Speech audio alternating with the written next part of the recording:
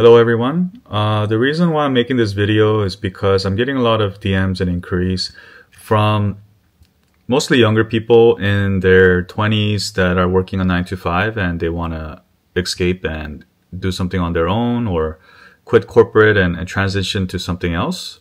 Actually, I've gotten quite a lot of DMs and inquiries about that. So as someone who's done it, I want to kind of give you guys my experience and my recommendations. But first, I want to say no two routes is the same. So everyone's experience is going to be different. Some people do not have a 9 to 5. They come from working for their parents' business, parents' restaurant, and they might want to transition out of that into something else because they don't like it. And I'm not trying to say this is the way to do it. I'm just kind of shedding light into what my experience was and kind of my thought process of doing it. So first, the way that me and my partner, if you guys follow my videos, the way that we were able to escape our 9 to 5 was we bought a restaurant. And we weren't restaurant people at all. We were actually bankers. We were doing well for ourselves, making 6 figures, but we were very miserable. So we decided, let's just do something. And the only thing that we were able to afford with our money we had was restaurants because they're cheaper and they have a low multiple, meaning the ones that make money sell at a cheaper price than a business like a wholesale business might or a gas station might go, or a car wash. They will sell for much higher for the same amount of profit. So in order for us to be able to afford something that was cash flowing, it had to be something like a restaurant so that we were able to down pay using a loan. One thing I want to point out is a lot of people, they get into this idea that they need to do a startup. And a lot of people know this already, but startups are very, very difficult.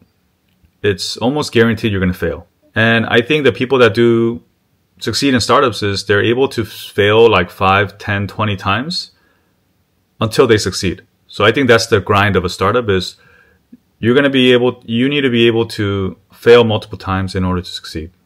And for people like me, I didn't really have the cushion to fail that much because, I had parents I needed to support coming from an immigrant, poor background. I had limited money. I didn't have a lot of funding, from parents or family and friends.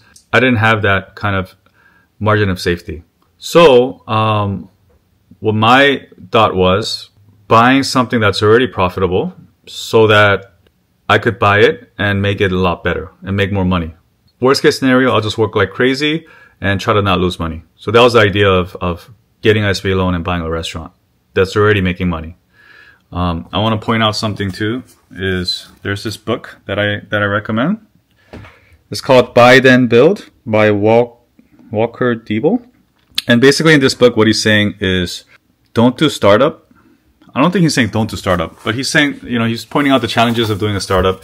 And he's saying that, there's a thing called acquisition entrepreneurs.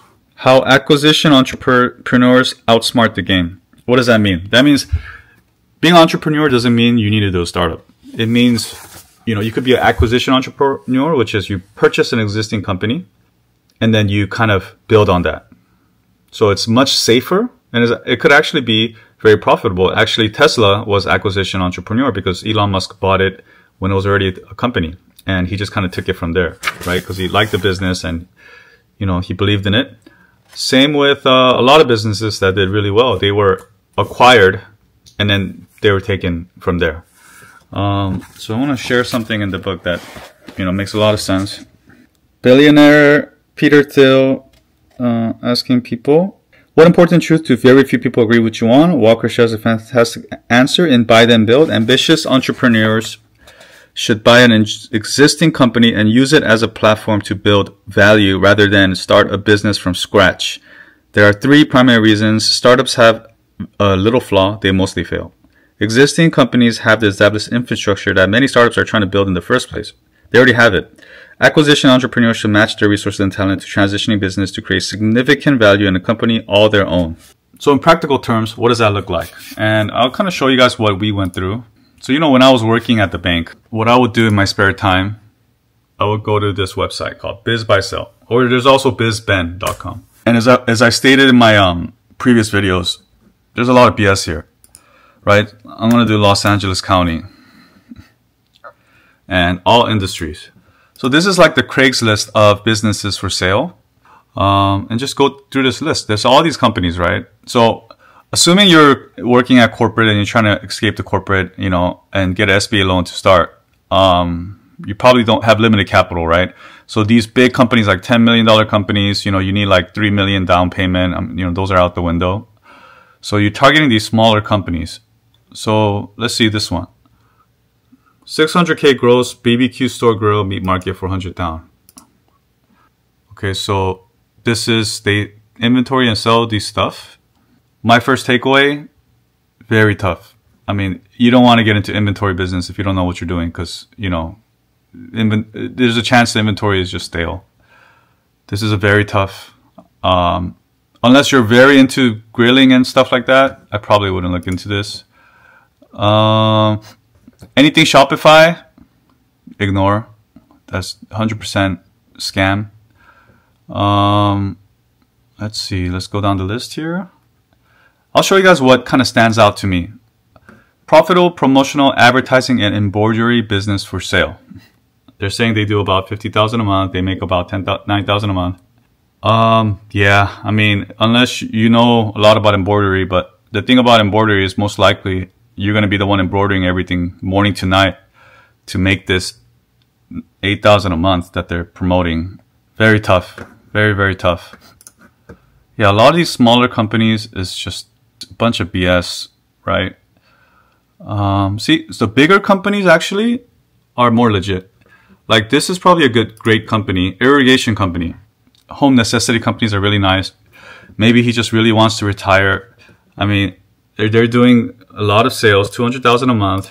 They're saying they net about 70,000 a month, you know, give or take. They want like a 4x on their net profit, because I'm sure this is closer to like $500,000 in reality.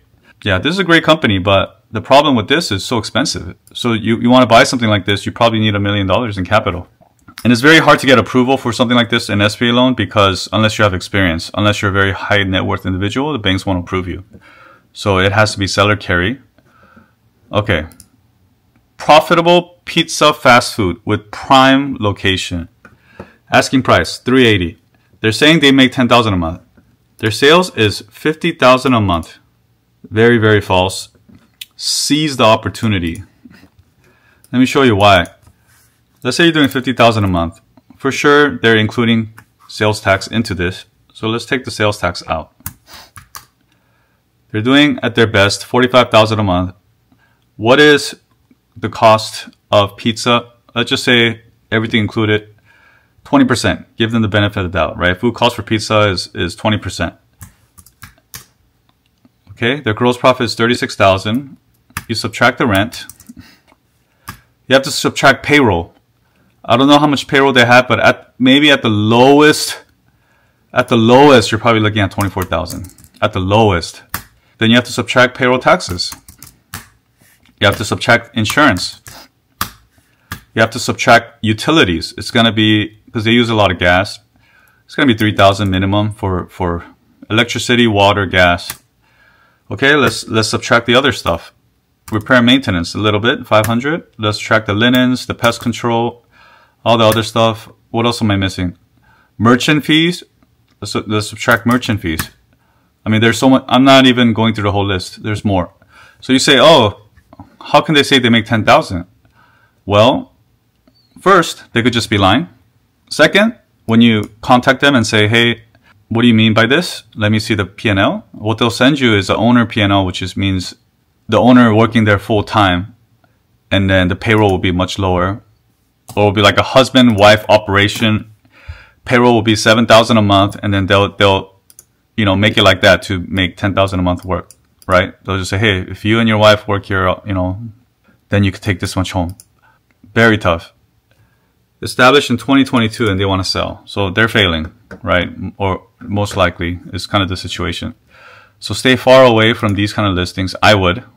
Of course, you know, I could be wrong, but this is just my experience. Custom screen printing and ad services. You know, businesses like this are kind of interesting. I don't know too much about it. You know, they make printing service, t-shirts. I think something like this, you really have to understand the industry and know what you're doing, because it's very heavy equipment too, which is very costly.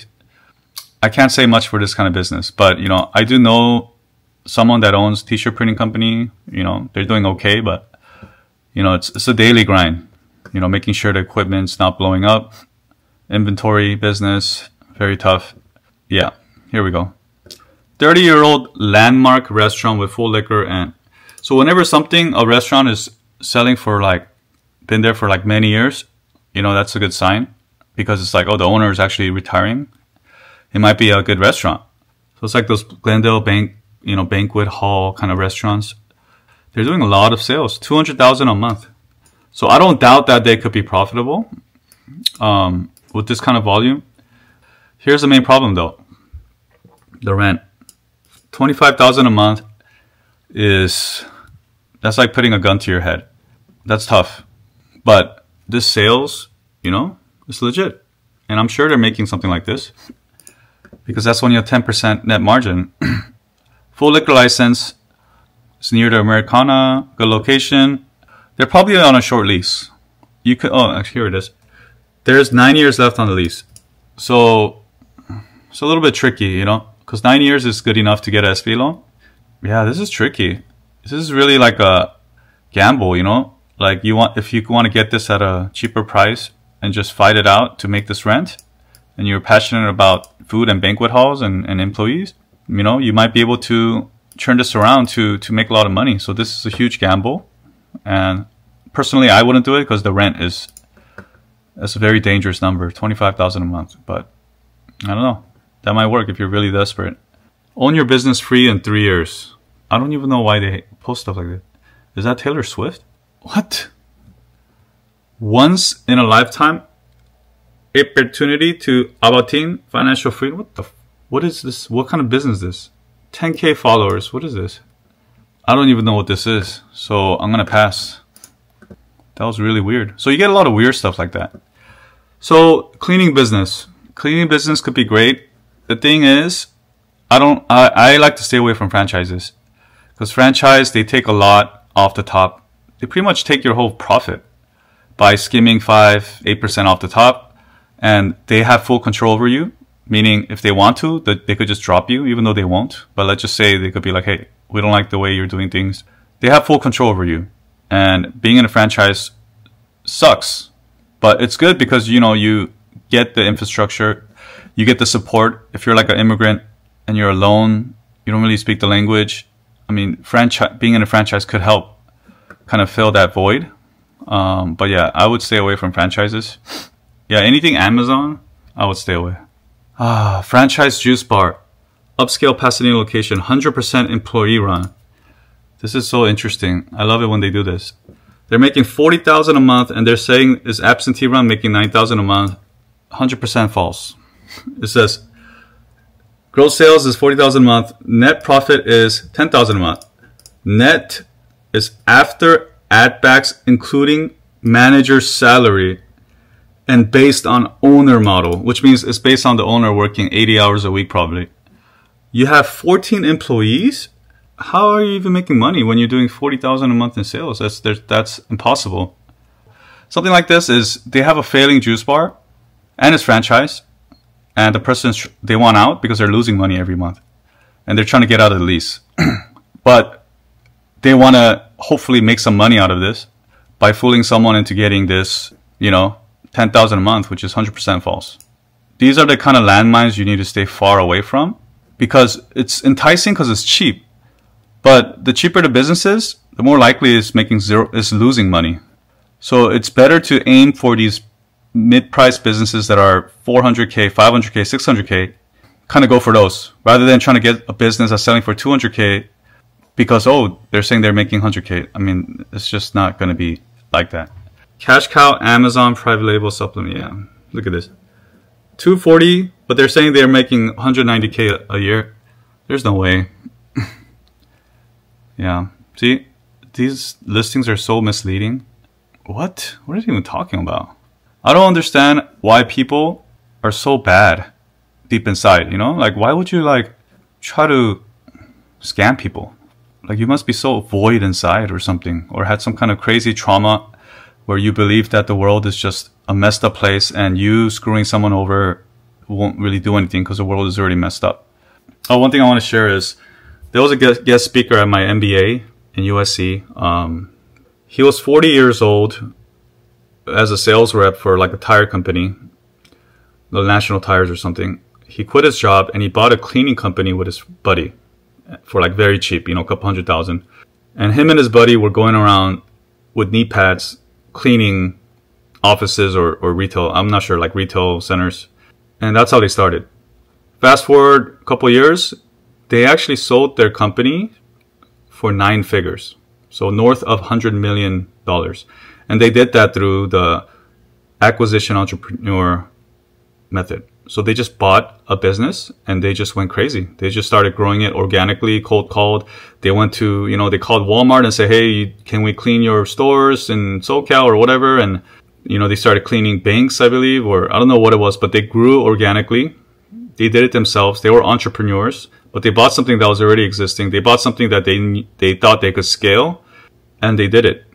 And I remember when someone asked a question, what would be your number one advice? And he says, quit corporate ASAP, because there's so many opportunities out there. If you're willing to, if you're a hustler, there's so many opportunities out there. And if you look, you will find. And the sooner you quit, the sooner you'll be forced, you're back against the wall where you have to figure it out. And if you are a hustler and if you are diligent and if you work like crazy, you'll figure it out. I don't know anyone that took that leap and ended up being miserable. I don't know anyone. I mean, they were miserable, but eventually they found the answer. I don't know anyone that took that leap and became homeless. I don't know anyone that took that leap and said, I really, really shouldn't have. I just want to go back. Yeah. I mean, if you know anyone, let me know in the comments. If you know anyone that took that leap and ended up, you know, being homeless and miserable, let me know in the comments. E-commerce, I would stay away, because look at this. $500,000, and they're saying they're doing $500,000 in profit. Zero chance. I wouldn't even waste my time. Ultra fast growing? You have an ultra fast growing e-commerce store that has been promoted by numerous celebrities? Like, what? Who? I wouldn't even look into that. Remember I said it's a scam? So I think this is a scam. So extremely successful, $32,000, right? Very tempting. Highly successful online business for sale, only $32,000. Same guy with the Ferrari listing. Owned by a small private equity firm. Again, same things. The business will earn, not earns, will earn in 12 months projected. Passive. Nothing's passive, guys. 100% automated. Yeah, 100% a scam. 100% a scam. Stay far away from these stuff. It's actually a scam. It's not like false advertising or whatever. It's actually a full-blown scam to just take your money. All right, let's see. Turnkey coffee or boba shop. Asking price $250. Oh, it's already in escrow. Someone actually took it, but you know, they're honest. This is an asset sale, meaning this boba shop is probably not profitable, but what they're selling is the location, which is prime in Little Tokyo, and they put in a lot of money to do all this, and someone coming in will just open their new concept. So asset sales, you know, they're a thing, and they could work, but it's much harder than buying something that's already profitable. So going back to the, you know, entrepreneur thing, you know, doing an asset sale and doing a new business is very tough. It's like doing a startup. But you know, people want to take the risk, because if they buy something that's already profitable, like a boba shop that's already profitable, you probably have to pay, you know, over $500,000, whereas you could pay less and then just try to risk it and try to make it work, right? But it's very likely if you go from asset sale, it's very likely it's not going to work. Not saying it won't, but it's just statistically it doesn't work. What I would do is I would see these businesses every day, multiple businesses. I would call multiple brokers every day. I would get the financials. You know, I would kind of funnel it down to several listings that I'm a little bit serious about. And from there, I would ask the financials and kind of act like I'm serious. And I'll look at the numbers. And then from there, I'll narrow down to even more and then to really consider it. So that's kind of how we did our deal searching. We did a Google Drive and we did deals folder. where we had all these deals, right, that we were kind of looking through. We didn't save everything, but we did save some, right? There's some stuff we're looking at, you know, tax returns. We got the lease for all that. They all ended up not working. You know, we looked at LoopNet. Yeah, we had a pitch deck too, because we're going to pitch like our idea to investors, because if we wanted to do bigger stuff like car wash with property, you know, they'd go for like $5 million. We could try to raise the capital for that. So we were thinking about going that route. Let me see if I even worked. Oh, see, I didn't even do anything. These are money makers, but they're so expensive. So expensive, because everyone knows. Everyone knows now. So there's people going around doing these constructions, and then they'll try to sell it for something crazy, and they're buyers that will take it because it's a lot better return than buying an apartment. Yeah. So express car washes like this, you've seen these, right? Very profitable. Let me see. Pitch deck. We're looking at some retail strips. Okay, that's my partner. That's me. Oh, we're thinking about doing stocks. I mean, we are doing stocks a little bit, but that's just within our own. We thought about doing private lending, like hard money lending, or I guess you could say loan sharking, but we were looking into that. That's funny. Yeah, so we had a lot of deals that we're working on, crunching the numbers for each deal. Yeah, so that was like a long rant on, for those looking to do their own thing and kind of, you know, quit corporate and take a risk. I don't have an clear answer because everyone's route is different. But what I could do is I could kind of show you the route I took and the decisions I made and how that worked out for me. So what me and my partner did was buy an existing profitable restaurant, and we try to expand. Instead of trying to make the restaurant 2 or 3 times better by providing better food, better service, and those things, because we weren't very good at that. We knew we weren't cooks. What we did is we just took that model and we just try to get more locations for better profits. But the more locations you have, the harder it is, much harder, exponentially. It gets exponentially harder. But it worked for us. We made money. COVID helped. You know, we bought houses. We worked like crazy. You know, it probably shortened our lifespan by a couple of years, but it worked. We sold the businesses and made profit on that. And now we're kind of in a transition phase where we don't know what the next step will be, whether we're going to go all into real estate or whether we're going to get into business again. But at this point, personally for me, you know, I have content creating, which is going to provide cash flow for me. And content creating is working very well for me and I enjoy it very much. So I kind of found my answer there, but I'm still very invested into this next transition I'm going to be doing, whether it's real estate or business, because I'm very passionate about that. Yeah, the answer is different for everyone. You know, it might not be business. It might not be a restaurant. You know, it might be something else completely.